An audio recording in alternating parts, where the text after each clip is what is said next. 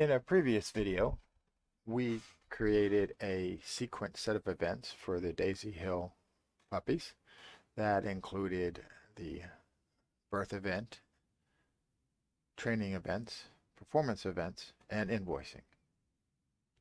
The reason you do that is so that you can analyze what's happening within your customer pool for marketing analytics, as well as problem analysis and resolution.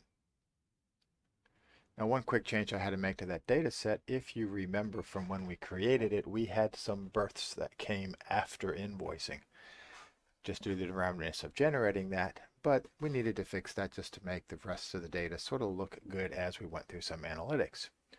Just so you know, I went ahead and used this sequence data to identify those that had events before birth, and then to figure out what the better birth date would be to fix that with. Then I created Alteryx workflows to update that data and repopulated all of the sources that I keep that data in. Along the way, I also created this little app right here, which will go ahead and let me look at the sequence events for a specific puppy so I can further test and analyze how my workflows were working. So this quick little app asks for your puppy ID.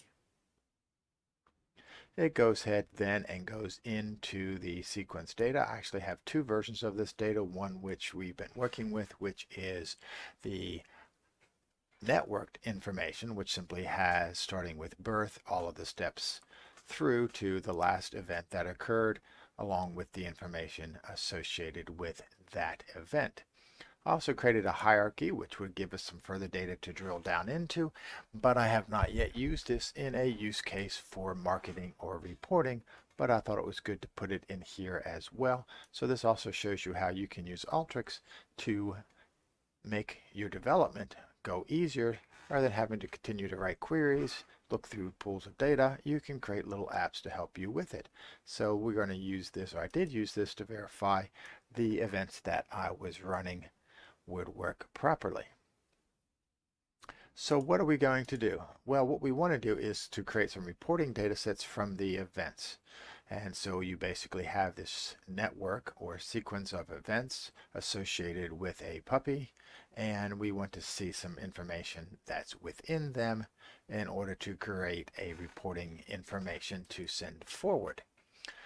More specifically, we're going to create two workflows today, which end up in using slightly different methodologies, but again starts with that event network and results in a data set. The first one is that the marketing department wants to have a list of puppies that have not trained since their last performance, so they can send them a mailer as associated with coupons. A nice way to generate some business. And the second one is they would just like to have a dashboard that allows them to analyze, drill down, whatever the relationship between performances and the other events, in this case invoices and training. How many invoices and training events occur per performance, etc., etc. So we're going to go ahead and get that data into their hands. As always, we will start with a reasonably clean Alteryx workflow. In this case, I've gone ahead and already put into it the puppy event network fact and ran that so I can have the data. This is the same thing that appeared on the previous one.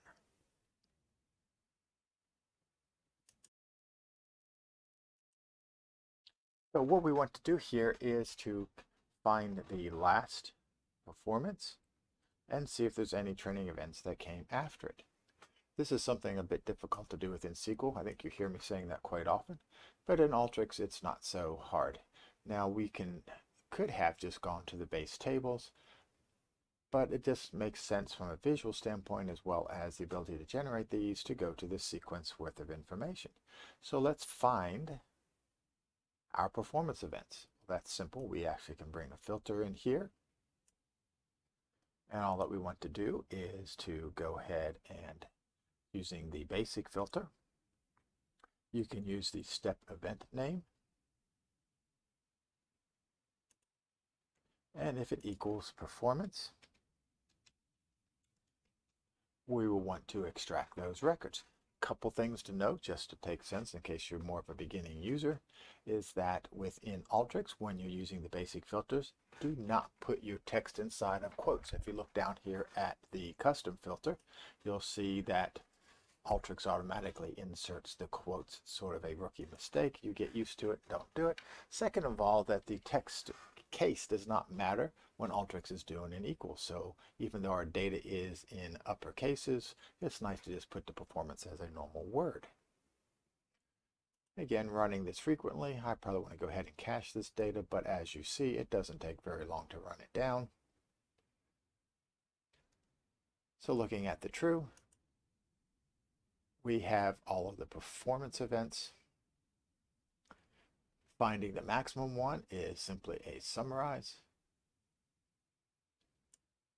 And we want to bring two pieces of data, so even though we don't need it, let's go ahead and show you what we mean, is that within here we're going to want to group by the puppies. Coming down here we have the event date wid, which is also technically indicates the last one. And we're going to do a max.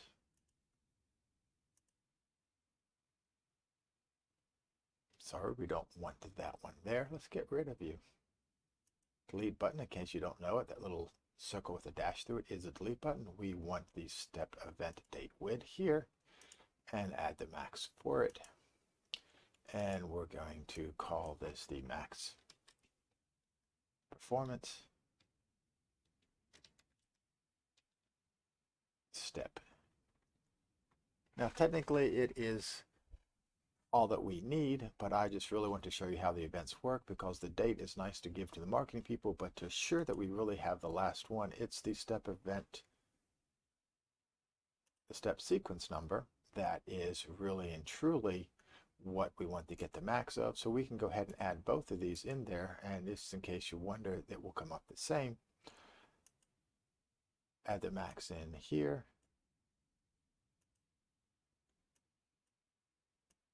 And again, giving it a better day. Last performance step.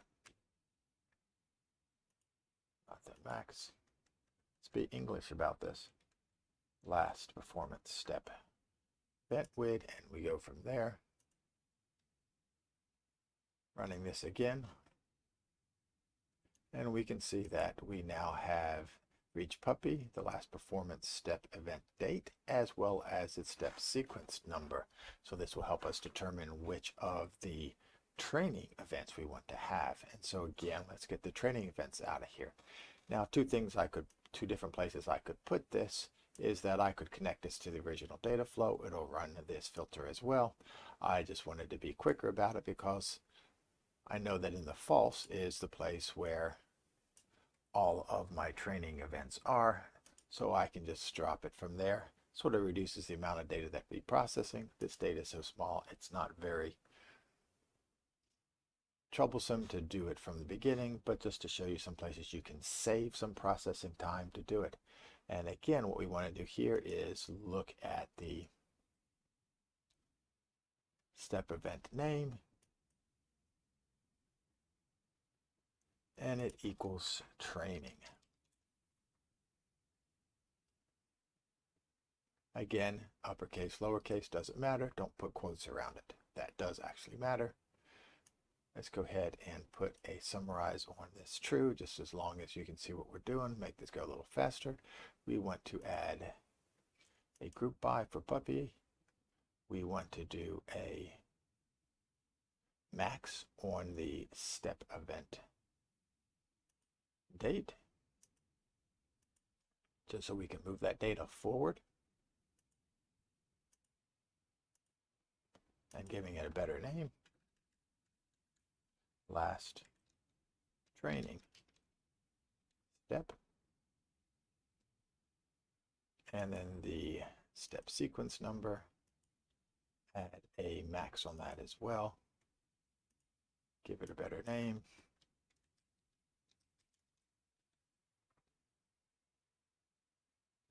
Running this once again.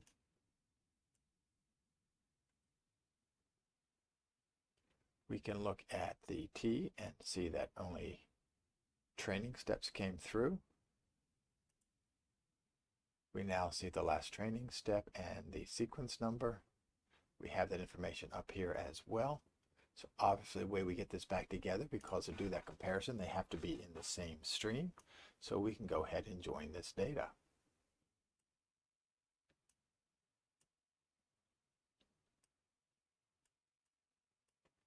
We want to join that on the puppies WID.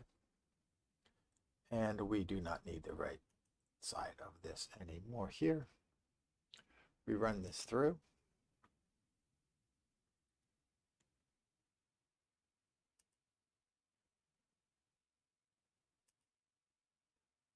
You notice that we now have the joined data.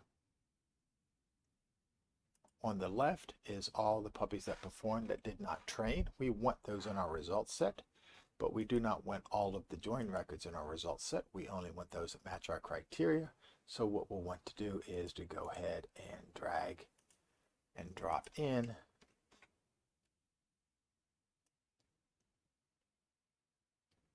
our filter. Now, when you're comparing a column to a column, that is not part of the basic filter. I wish it was. It is not. So you do a custom filter. The way that you do this filter is you start out with the basic one and then go in and customize the result, or just do it completely custom, your choice. This data is what we want to see, but keep in mind that we want both the puppies that have not trained and the puppies that haven't trained recently. We want the true side, and there we go. And the left of the join and the true gives us those puppies that have not ever trained or have not trained since their last performance. If we want to do any other work in order to go ahead and make it look good, we're going to drop in, let's go to favorites. We'll drop in a select, double check the data set that we have, and we see that it looks pretty good. Put a browse on here so we can look at the data, do some data analysis right there if we need to. Give this a quick run.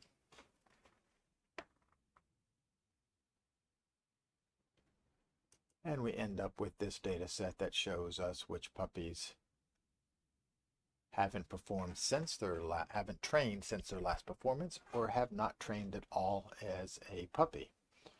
As well as we have the dates available so that further data analysis can be done from a marketing standpoint, as well as the puppies WID, which gives us access into all of the puppy tables to get all the information that we need to do that mailer with.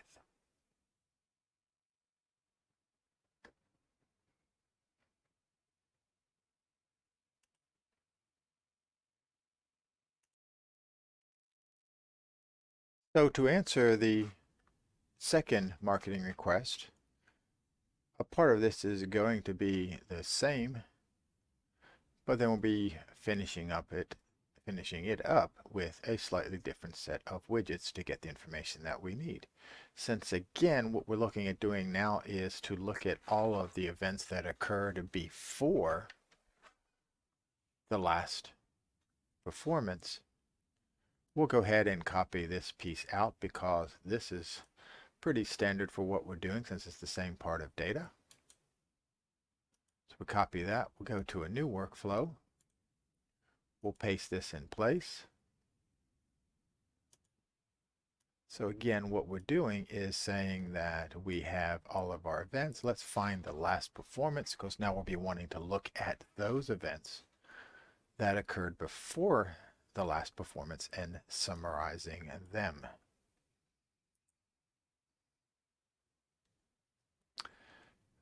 Having that information together to do the filter, as we talked about before, means joining this data back again. Go ahead and pull all join into this, drop it left and right. So again, this information will be a summarization of the last performance by puppy, so we can join these by the puppy WID. And the data coming out of here, we just don't really need this right puppy to confuse matters, but we will get all of the details for that step along with the last performance date and sequence number.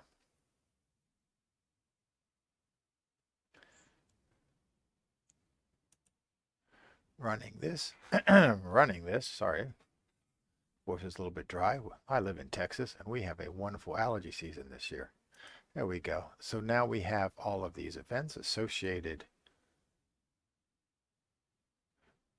along with the last performance. So we will want to filter this. Let's go back to favorites. There's a filter on there.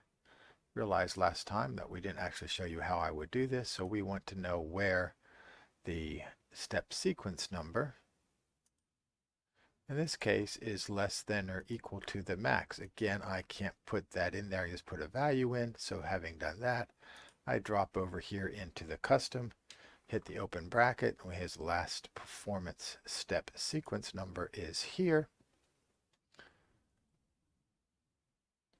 We'll run this through.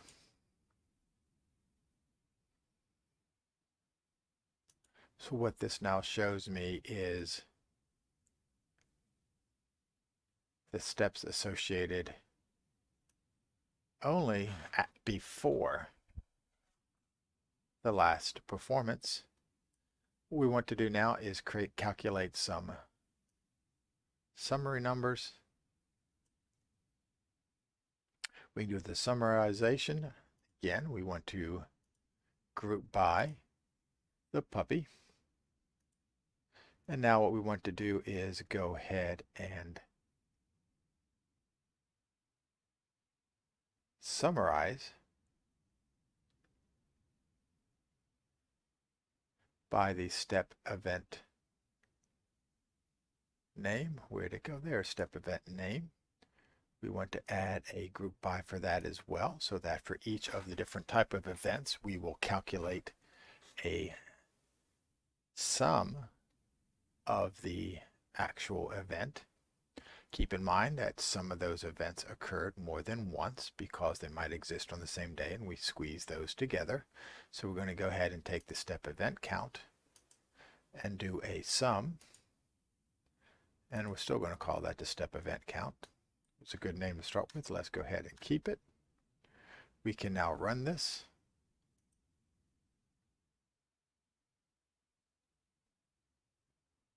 So the result shows us that for each puppy,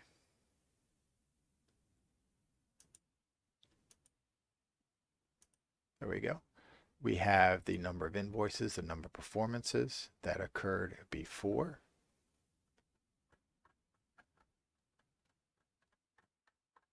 the last performance. So we can go ahead and get these on the same record by using a transform. This is, again, one of the great tools in your arsenal. The cross tab, it takes rows and turns them into columns. We want to group the data by the puppy width. We want to go ahead and use the step event name for the column header and the step event count. Again, this is a aggregate operation, so just in case there's more than one record, we can go ahead and just sum up those counts. Run this one more time. We now see that we have a number of columns. We have a count of invoices, a count of performances, a count of training for each puppy. Make sure things look good. We're going to go ahead and drop a select on the end. So I wanted to change the order. We also can change the names at this point in time if we needed to, but we'll leave them the same for this exercise. We just wanted performance to come up a little bit higher, but we don't need integer 64. Let's go down to integer 32 for each of these, just to keep it all right sized.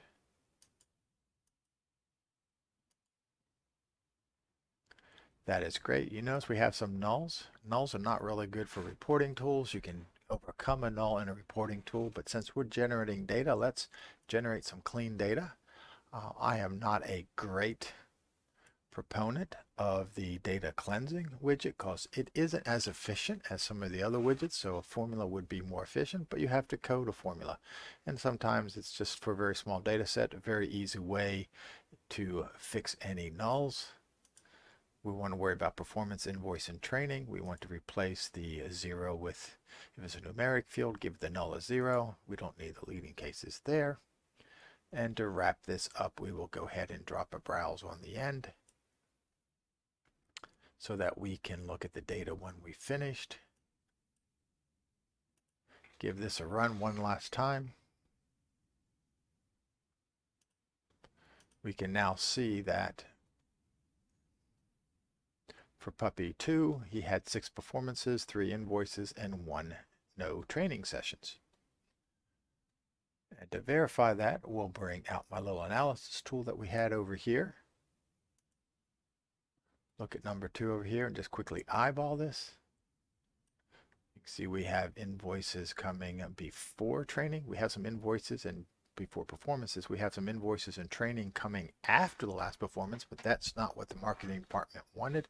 They want to know what happened before a performance. So we have a couple of invoices, we have a couple of performances, check the numbers, and you will see that they match up. And I can do this spot checking a number of different puppies just to make sure the data looked good. And so this workflow now can be turned into this table. This data can be result in a table or a spreadsheet, depending how the marketing department wants it. We can join this to other tables within the database in order to get some more information associated with the puppies, and so they can do their drill downs and their slicing and dicing as they like to do. So I hope this shows you the power of using a sequence of events. You can do some other use cases for networks. I don't have a good one at hand, so if you have a use case for a network or a hierarchy, please drop it in the comments and I will look at doing a workflow for those. Meanwhile, I'll be thinking about some past experiences I have done with networks and workflows to see how it applies to my puppies and get your workflow out for those as well. As always, subscribe and like what you see, and I will continue to generate workflows for you. If you have any questions or specific needs in your environment, drop me a comment and I'll see what I can do to assist you or create a new video. Have a great day.